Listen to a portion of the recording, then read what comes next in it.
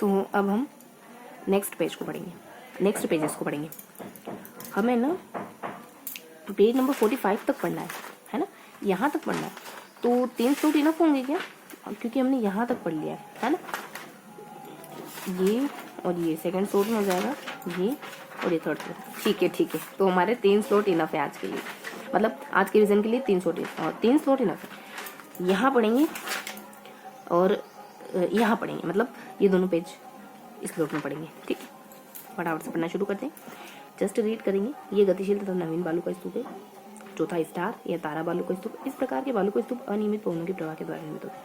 ये हमारा स्थलाकृति के रूप में मिलते हैं। विस्तार सोहनगढ़, जैसलमेर, सूरतगढ़, श्रीगंगानगर। ऊंचाई 10 to 25 मीटर होती है। पैराबोलिक स्तूप या फिर पैराबोलिक बालू का स्तूप। ये बालू का स्तूप बरखान के विपरीत होते हैं।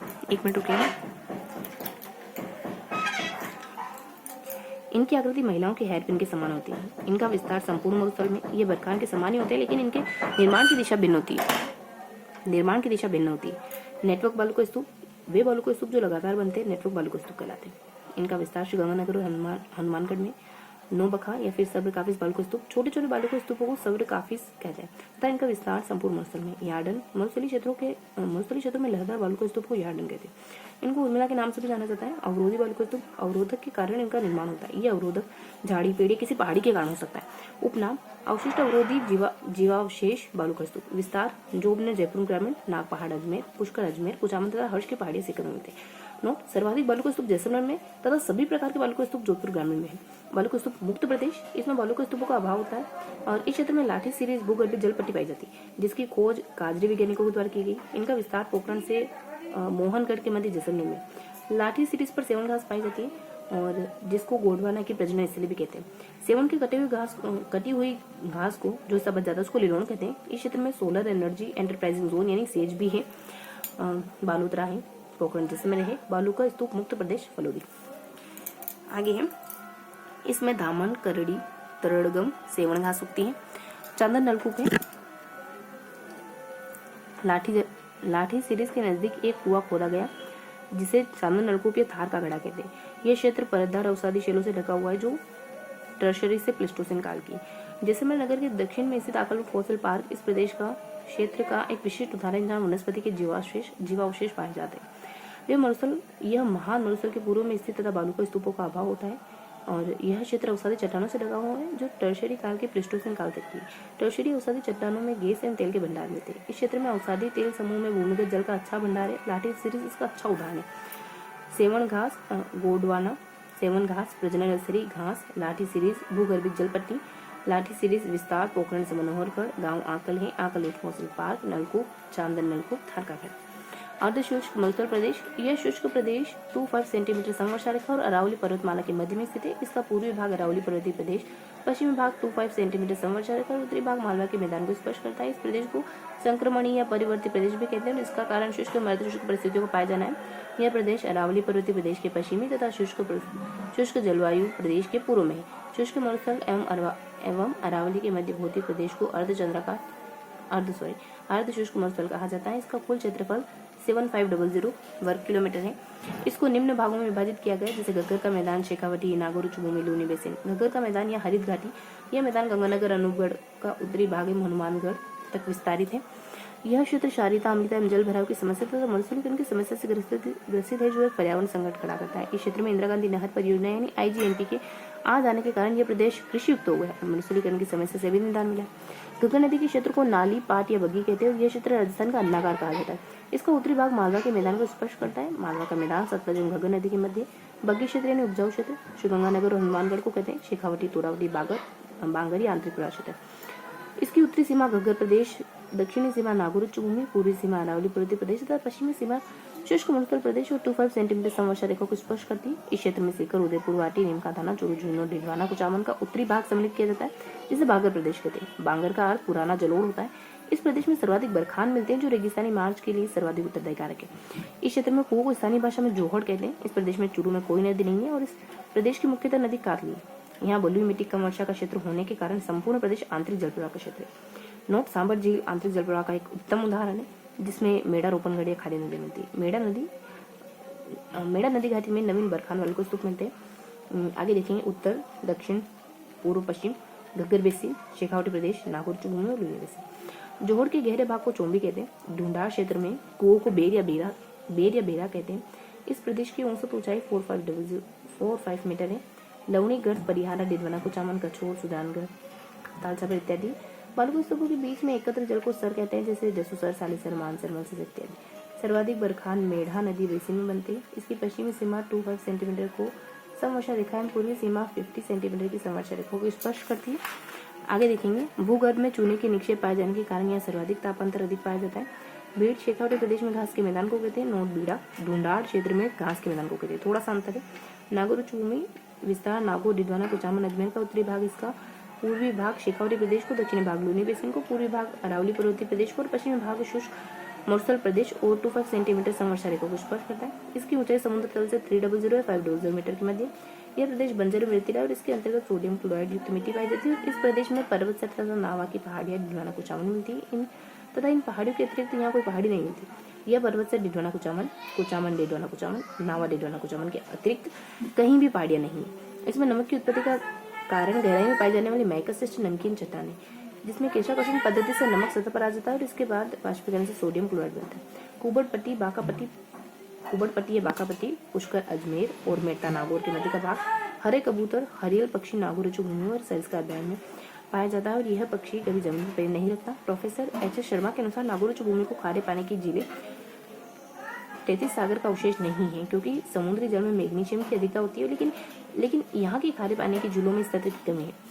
आसारवा गांव डिडवाना कुचामन फ्लोराइड की अधिकता के लिए जाना जाता है। लूनी बेसिन गोंडवाना प्रदेश, इसमें लूनी नदी तो इसकी सहायक नदी आती है। इसका उत्तरी भाग नागौर चुभूमि, दक्षिणी भाग गुजरात और पश्चिमी भाग शुष्क मौसम 25 सेंटीमीटर समवर्षा रेखा, पूर्वी भाग अरावली पर्वतीय प्रदेश को स्पर्श करता है। यह लूनी नदी और इसकी सहायक नदी को उदाहरण मिलते हैं, जैसे बांडी, लिलड़ी, मिठड़ी, सुकड़ी, जवाई, सागी, मित्री, खारी तथा जोगुड़ी नदियां। विस्तार ब्यावर पाली, साचोड़, बालोतरा, जोधपुर ग्रामीण, नागौर का दक्षिणी भाग, सिवान की पहाड़ियां तथा मालानी रायोलाइट की पहाड़ियां गुबंदागार या इंसेनबर्ग के रूप में जानी जाती है। इस प्रदेश में जल अपर्दन व भूपृष्ठीय अनाच्छादन अपर्दन या पक्षी की संयुक्त प्रक्रिया का परिणाम है। यह संपूर्ण बेसिन का 1.50% का भाग रखता है। इस प्रदेश के अंतर्गत वायु अपर्दन के द्वारा किया गया कार्य भी शामिल है।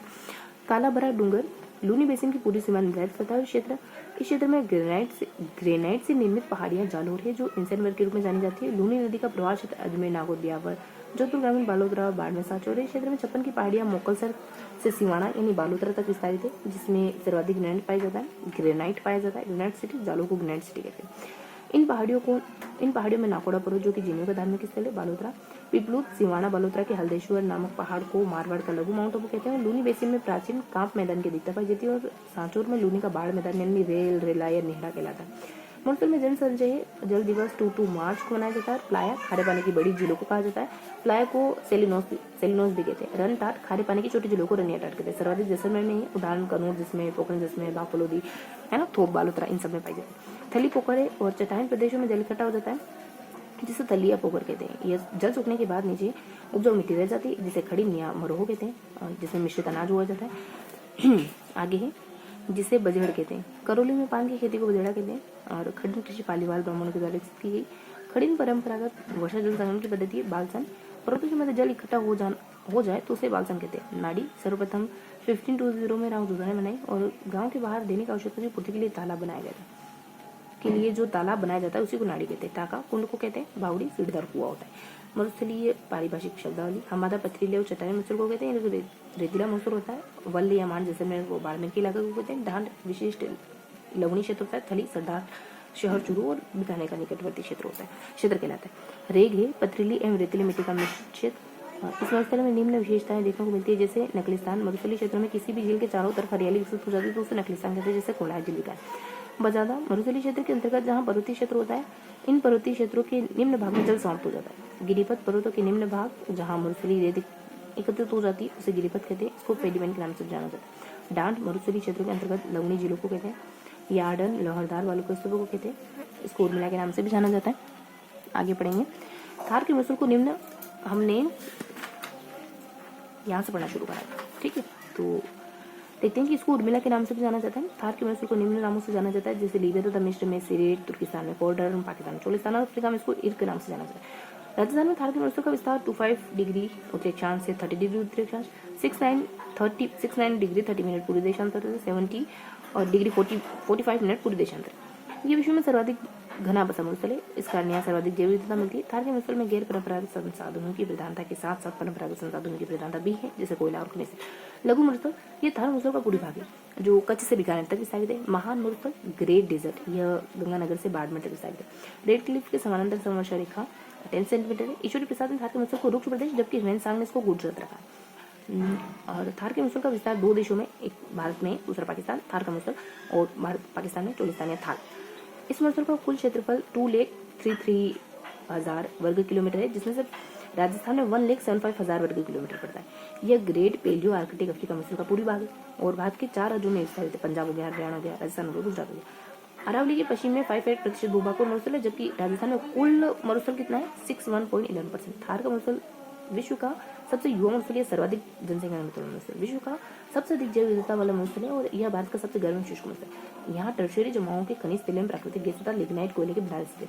और गर्मियों में पश्चिमी मरुस्थल में उत्पन्न होने वाली निम्न अवरोध क्षेत्र की मानसूनी पवनें आकर्षित होती है और यह संपूर्ण भारतीय उपमहाद्वीप के ऋतु चक्रों को नियमित करती है। मरुस्थल का प्रवेश द्वार, मरुस्थल का सी द्वार, मरुस्थल का केंद्र जोधपुर, ग्रामीण जोधपुर को कहते हैं। राज्य के निम्न समग्र तथा जिलों में मरुस्थल का विस्तार, जैसे बीकानेर में है, गंगानगर, हनुमानगढ़, अनूपगढ़ में, ये जानती है। जोधपुर संभाग में जोधपुर में है, जोधपुर ग्रामीण, फलोदी, जैसलमेर, बाड़मेर, बालोतरा में, पाली में पाली, साचौर, जालोर, सिरोही, देखो यहाँ नीचे तक भी मरुस्थल है, जालोर, साचौर, सिरोही यहाँ भी। सीकर संभाग, सीकर, नीमका थाना, झुंझुनू, चुरू, जयपुर है, जयपुर ग्रामीण, कोटपुतली, भरतपुर, उदयपुर में सिर्फ एक जिला है राजसमंद, और अजमेर संभाग के अजमेर, नागौर, डिडवाना, कुचामन 3 जिलों में मरुस्थल पाए। 4 जून 13 में राजस्थान यूनिवर्सिटी की रिपोर्ट में 17 जिले मरुस्थल में बताए गए और 70 जिले निम्न है, जैसे हनुमानगढ़, गंगानगर, चूरू, जोधपुर, जैसे में बाड़मेर, जालोर, पाली, सिरोही, अजमेर, नागौर, सीकर, जयपुर, अलवर, झुंझुनू, राजसमंद। इसी रिपोर्ट के आधार पर नवीन जिलों का मरुस्थलीकरण क्षेत्र में वर्गीकरण किया गया। इसकी एक टिप्पणी बनाई थी हमने। पश्चिमी मरुस्थलीय प्रदेश का कुल क्षेत्रफल 175,000 वर्ग किलोमीटर है और औसत ऊंचाई इसकी 200 से 300। अरावली पर्वतमाला उत्तर, मध्य, दक्षिण, तो ये 2 हिस्सों में बताया। शेखावटी एक पूर्वी पहाड़ियाँ है। शेखावटी में सीकर, चूरू, झुंझुनू ने लिया है। चूरू, झुंझुनू, सीकर, चूरू ने लिया। पूर्वी पहाड़ी जयपुर, अलवर। मध्य में अजमेर और राजसमंद और दक्षिण में आबूखंड, सिरोही, मेवाड़ खंड, जिसको पहले भोराट कहा था, उदयपुर, राजसमंद, चित्तौड़गढ़। आगे देखते हैं कि इसका विस्तार 23 डिग्री 20 मिनट उत्तरी अक्षांश से 28 डिग्री 20 मिनट तथा 72 डिग्री 10 मिनट पूर्वी देशांतर से 77 पूर्वी देशांतर है। राज्य में अरावली की उत्तर पूर्व से दक्षिण पश्चिम में देहली संरचना का विस्तार इसके समानांतर है। ये इसके समानांतर है। अरावली पर्वतमाला में अनेक प्रिंस मिलते हैं। यह राजस्थान का एक योजना प्रदेश है जिसको राजस्थान की जीवन रेखा भी कहते हैं, जिसका कारण इसमें खनिजों की अधिकता का होना है। इस पर्वतीय प्रदेश में क्वार्टजाइट की प्रधानता है। अरावली पर्वतमाला को विष्णु पुराण में परिपत्र, भौगोलिक भाषा में मेरू, राजस्थानी भाषा में आड़ावाटा कहते हैं।